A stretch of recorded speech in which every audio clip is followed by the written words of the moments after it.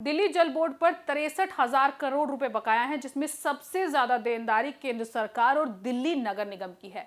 सरकारी विभाग और निजी उपभोक्ताओं पर बकाया होने के कारण जल बोर्ड को पानी की आपूर्ति और नई तरह की परियोजनाओं में दिक्कतें आ रही हैं। दिल्ली जल बोर्ड पर 63,000 करोड़ रुपए का भारी भरकम बकाया जमा हो गया है। ये बकाया आम लोगों और निजी कंपनियों पर तो कम, लेकिन दिल्ली सरकार के अधीन आने वाले विभागों पर 33,000 करोड़ से भी ज्यादा है। केंद्र सरकार की एजेंसियों को दिल्ली जल बोर्ड को 29,000 करोड़ रुपए चुकाने हैं। दिल्ली नगर निगम पर भी 26,000 करोड़ रुपए से ज्यादा का बकाया है। केंद्र सरकार के विभागों में सबसे ज्यादा पैसा इंडियन रेलवे को देना है। ये रकम 21,530 करोड़ रुपए है। इसके बाद दिल्ली पुलिस का नंबर आता है, जिस पर 6,000 करोड़ से ज्यादा का बकाया है। दिल्ली जल बोर्ड के एक अधिकारी ने बताया कि उन्होंने कई बार लोगों को बकाया चुकाने के लिए कहा, लेकिन फिर भी पैसा नहीं मिल पाया है। इससे दिल्ली जल बोर्ड के काम में काफी परेशानी हो रही है, जैसे कि पानी की सप्लाई को ठीक करना और नए प्रोजेक्ट शुरू करने में काफी मुश्किलें आ रही हैं। अधिकारियों का कहना है कि इस मामले में तुरंत कुछ करने की जरूरत है। सिर्फ सरकारी विभागों पर ही नहीं, बल्कि प्राइवेट कंपनियों और घरों में रहने वाले लोगों पर भी दिल्ली जल बोर्ड का पैसा बकाया है। प्राइवेट कंपनियों को 66,000 करोड़ रुपए और घरों में रहने वाले लोगों को 15,000 करोड़ रुपए देने हैं। अधिकारियों ने बताया कि जिन लोगों के बिल ज्यादा है उन्हें कुछ राहत दी जाएगी, लेकिन ये राहत सिर्फ घरों में पानी इस्तेमाल करने वालों के लिए होगी। पानी और सीवर के बिलों का मामला 2012-13 से चल रहा है। जल मंत्री प्रवेश वर्मा ने कहा कि पानी हम सबकी जिम्मेदारी है। इसे लगातार सप्लाई करते रहने के लिए हम सबको मिलकर काम करना होगा। इस बीच दिल्ली सरकार उन लोगों के लिए लेट फीस माफ करने की योजना बना रही है, जिन्होंने अभी तक अपने बिल नहीं भरे। बहुत से लोगों ने ज्यादा बिल आने की वजह से बिल भरना ही बंद कर दिया। उनका कहना है कि मीटर खराब होने या गलत रीडिंग आने की वजह से बिल ज्यादा आ रहे हैं। कुछ लोगों का कहना है कि कोविड लॉकडाउन के दौरान उनके घर खाली थे, फिर भी उन्हें बिल भेजे गए। हालांकि गलत मीटर रीडिंग की शिकायतों के लिए अभी कोई राहत नहीं दी गई है। बहुत से लोगों ने कोविड के बाद गलत बिल आने की वजह से बिल भरना ही बंद कर दिया। अक्टूबर और नवंबर 2022 में दिल्ली जल बोर्ड के पोर्टल पर गलत बिलिंग की 10,000 से ज्यादा शिकायतें दर्ज की गई। पिछले सरकार ने पिछले साल एक बार में बकाया चुकाने की योजना का वादा किया था, लेकिन उसे लागू नहीं कर पाई। भविष्य में बिलों से जुड़ी दिक्कतों को कम करने के लिए दिल्ली जल बोर्ड पुराने मीटरों को स्मार्ट मीटरों से बदलने की योजना बना रही है। अधिकारियों का कहना है कि स्मार्ट मीटरों से बिलिंग की सभी गलतियां दूर हो जाएंगी। अभी मीटर रीडिंग पुरानी या गलत तस्वीरें भेजते हैं, जिससे गलत बिल बनते हैं। इसकी वजह से लोग कम बिल भरते हैं और बकाया बढ़ता रहता है। स्मार्ट मीटर लगने से ये समस्या दूर हो जाएगी। इससे लोगों को सही बिल मिलेगा और दिल्ली जल बोर्ड को भी पूरा पैसा मिल पाएगा। आप बोल रहे हो हजारों की तादाद में लोग आ रहे हैं, तो वोट क्यों नहीं पड़ रहा? अगर वो थोड़ा सा मार्जिन इधर से अगर यहाँ शिफ्ट हो जाता है तो आज मोदी जी प्रधानमंत्री नहीं होते। इस बार जो इलेक्शन कमिश्नर बने हैं